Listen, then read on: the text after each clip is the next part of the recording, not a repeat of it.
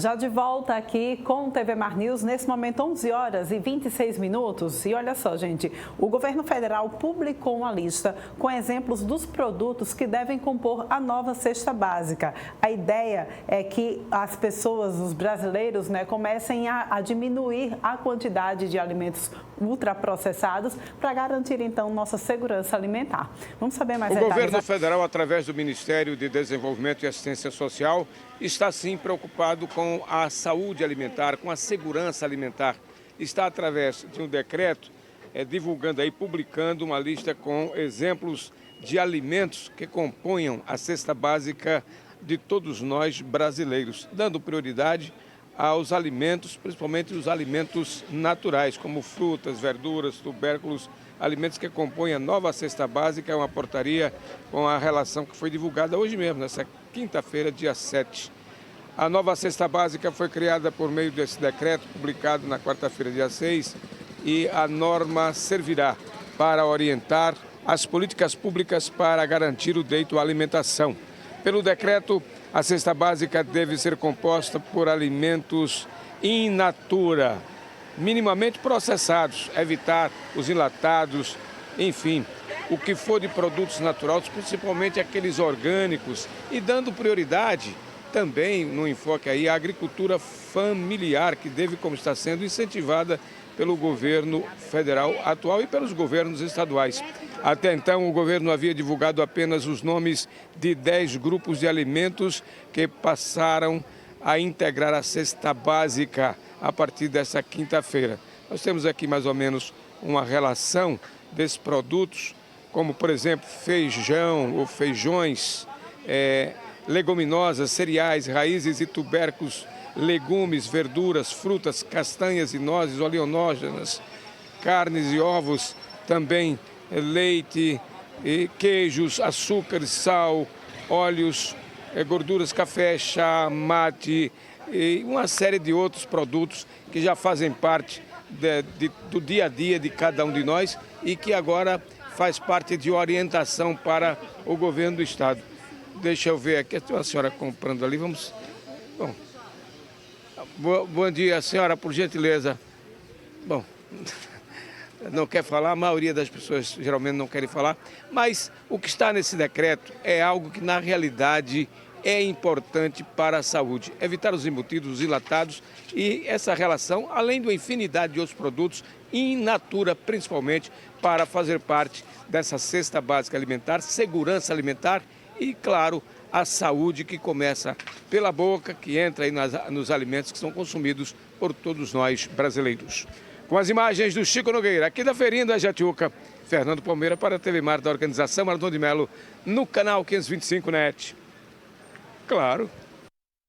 Excelente medida, né, gente? Dessa forma, a gente garante a desoneração de uma certa parte, uma certa parcela do SUS, porque se as pessoas se alimentam melhor, vão ter menos problemas de saúde e dessa forma também vai evitar de onerar tanto o SUS, como a gente tem visto com doenças como diabetes, hipertensão, enfim. E olha só, hoje é terça-feira, é dia do nosso quadro Penal News e hoje a gente vai entender qual a diferença entre perjúrio, falso testemunho e falsa perícia. É agora.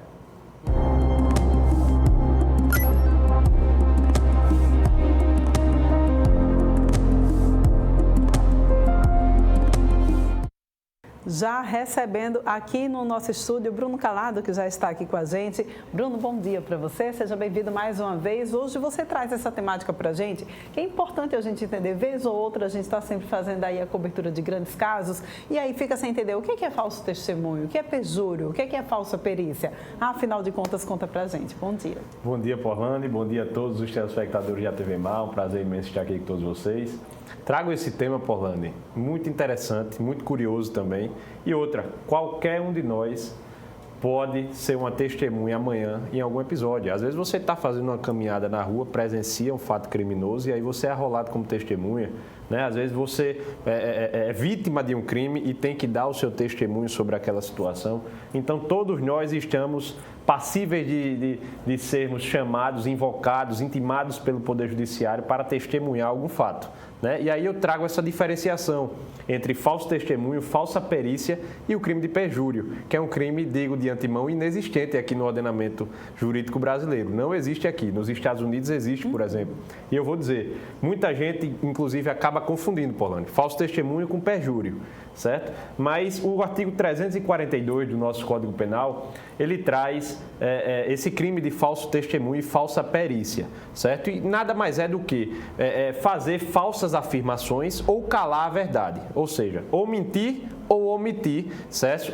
Em inquéritos policiais ou em processos judiciais. Então, aquela pessoa que é arrolada como testemunha, certo? Em um processo judicial e acaba falseando a verdade, acaba mentindo, acaba se calando diante de uma indagação por parte do magistrado, ou por parte do advogado ou do promotor de justiça, ela acaba cometendo um crime de falso testemunho, certo? Mas o que é a falsa perícia? A falsa perícia, inclusive, é trazida também pelo artigo 342. O artigo 342 traz essa parte de quem acaba fazendo afirmações falsas ou calando a verdade como testemunho, e aí o crime de falso testemunho. Mas também na condição de contador, de perito, de intérprete, certo? De qualquer profissional que seja suscitado, invocado pela justiça para fazer ali dar o seu parecer técnico, certo? E ele, a partir do momento que ele falseia a verdade, que ele se cala diante de uma verdade, ele também comete um crime, mas não de falso testemunho, de falsa perícia, que é também, inclusive, trazido no mesmo artigo, o artigo 342 do Código Penal, que prevê uma pena de 2 a 4 anos, Polânio. Claro, tendo, inclusive, algumas modalidades que agravam a pena. Por exemplo, se você recebe uma propina para mentir em plenário, para mentir numa audiência, para mentir durante o processo, se você recebe uma propina, um valor para mentir propositadamente sobre aquele assunto, você acaba acarretando nesse crime de falso testemunho trazido no artigo 342 de uma forma mais agravada ainda, certo? E isso acontece muito, Polânio. Eu digo que eu costumo fazer audiências e entre testemunhas de acusação e de defesa sempre há aquelas contradições. Né? E havendo contradições, qual o remédio ali imediato para a gente fazer e tentar dirimir e buscar a verdade real dos fatos, que é um princípio importantíssimo do processo penal. É o princípio da verdade, busca da verdade real dos fatos. Então, a partir do momento que a gente vê um cidadão que diz que o crime aconteceu ali às 8 horas da manhã e o indivíduo estava com a faca na mão, e aí vem a testemunha de defesa, diz que o crime foi às 10 horas da manhã e o indivíduo estava com uma arma de fogo, uma pistola na mão e atirou para se proteger. Então, quando há choque dessa natureza, a gente solicita o instituto denominado acareação. E aí a gente coloca as testemunhas que estão se contradizendo frente a frente e tenta enxergar, tenta buscar a verdade real dos fatos, tenta arrancar daquelas testemunhas qual delas está mentindo. E aí pode sair presa, inclusive, na própria audiência. Eu mesmo já solicitei, agora há pouco, inclusive, uma audiência, no caso em São Sebastião, eu solicitei, entre 2 policiais, inclusive, solicitei uma acareação entre os 2, certo? E descobrimos ali quem estava falseando a verdade, quem estava com afirmações falsas. E aí hoje ele responde pelo delito de falso testemunho, certo? Então, assim, é algo muito comum na justiça. Às vezes, testemunhas se confundem. Não naturalmente, a testemunha vai ali com o intuito de mentir. Mas, às vezes, há uma confusão de horário. Às vezes, no calor do nervosismo ali de um crime, você não se atenta se eram 10 horas da manhã, se eram 10h15, se eram 10h17, por exemplo. Né? Isso aí, claro, um balanço feito pelo próprio magistrado para saber se é tão somente uma confusão, se é tão somente uma aproximação de informações, né? Ou se está ali tentando mentir descabidamente para ludibriar e enganar as partes, bem como o magistrado.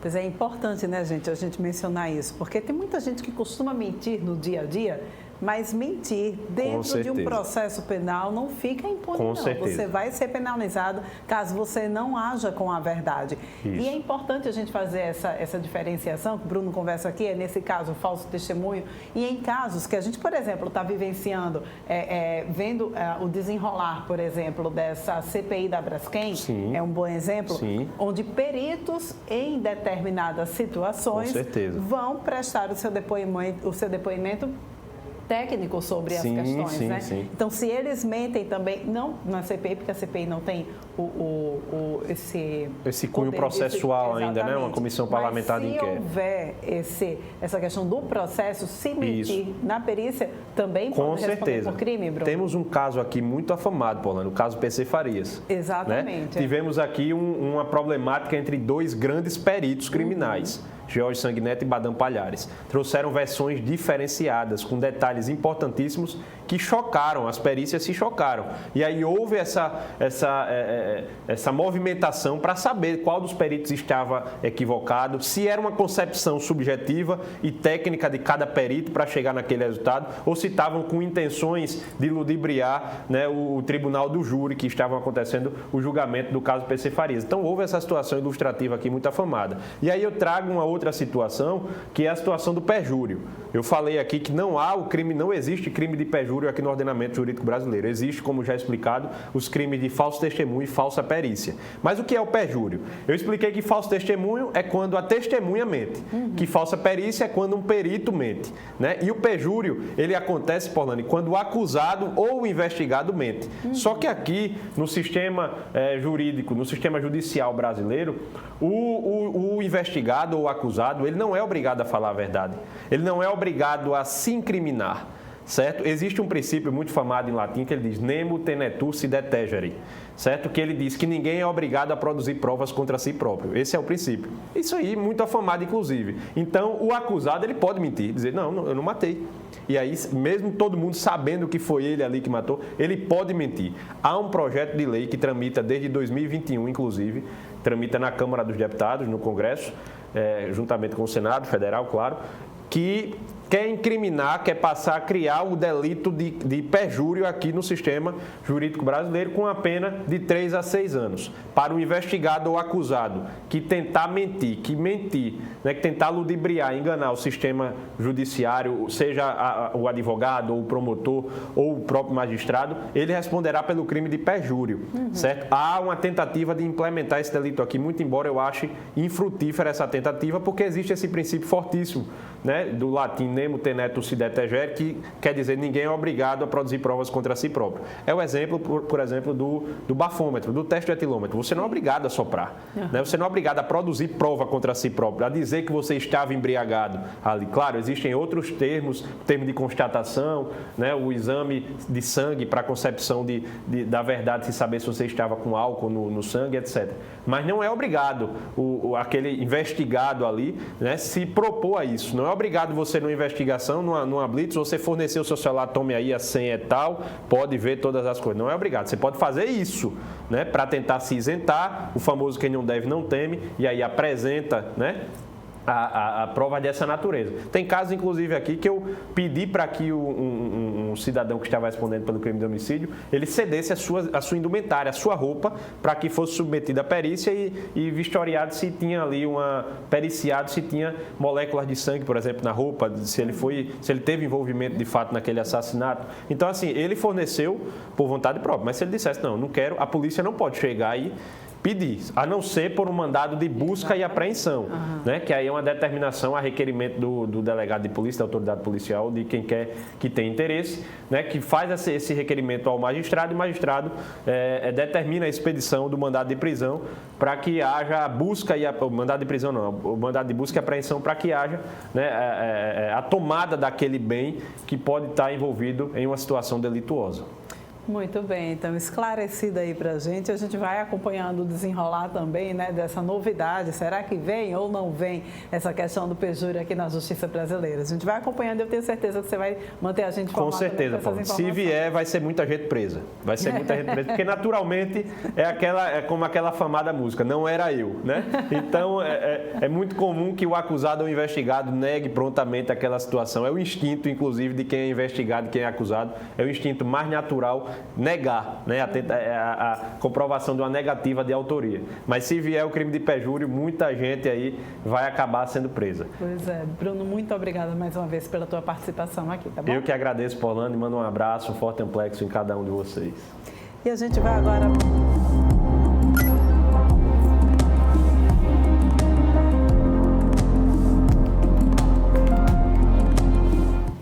Vamos Vamos agora para um rápido intervalo, a gente volta daqui a pouquinho.